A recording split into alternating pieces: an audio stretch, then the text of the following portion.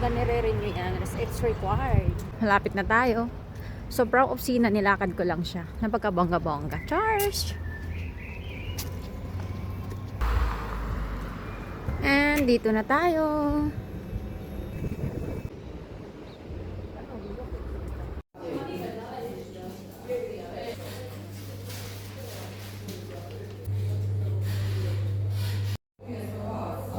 Bio mi je kolega, sad ne znam.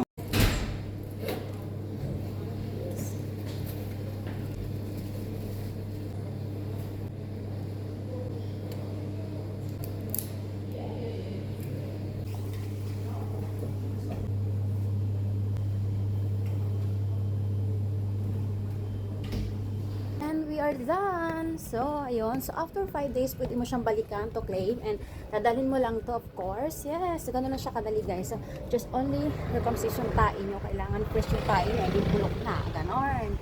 Yes, so, we're going home. So, until 3 p.m. yung kailang pick up. So, after 5 days onwards, pwede mo siyang balikan. Ganun lang. And this is your feeling here dito sa Croatia. Nakapagpasa ng tae. Yeah. Bye-bye.